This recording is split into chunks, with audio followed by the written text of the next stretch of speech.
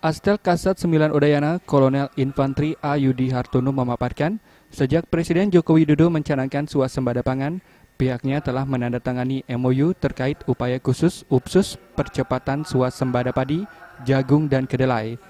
Tim bekerjasama dengan Dinas Pertanian bahu-membahu membantu petani agar tingkat produksi pangan mengalami peningkatan hingga tercapainya swasembada pangan. Sejauh ini hasilnya sangat signifikan bagi masyarakat, bahwa diantaranya masyarakat yang tadinya dia datang ke sawah mungkin dari jam 8, sekarang di jam 6. Kemudian juga dia merasa terlindungi dan terbantunya adanya TNI. Biasanya dia kesulitan dalam masalah pupuk, sekarang sudah tidak sulit lagi pupuk itu karena TNI mengkomunikasikan. Babinsa menginformasikan kepada Danramil dan pada Dandim bahwa pupuk ini sini kurang, segera dikomunikasikan dan pupuk datang. Itu termasuk benih juga itu ya.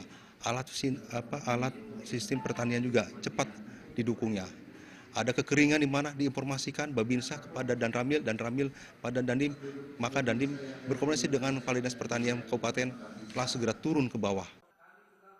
UPSUS dilatar belakangi sasaran nawacita keempat kedaulatan pangan dan target swasembada beras berkelanjutan dan swasembada jagung dan kedelai 2017. Target ini diharapkan tercapai dengan memanfaatkan peluang peningkatan intensitas pertanaman lahan sawah dan produksi melalui penerapan rekomendasi teknologi yang selama ini belum optimal, meningkatkan bantuan dan fasilitas kepada petani yang selama ini belum optimal, meminimalisir kendala usaha tani, serta memfasilitasi pemasaran hasil.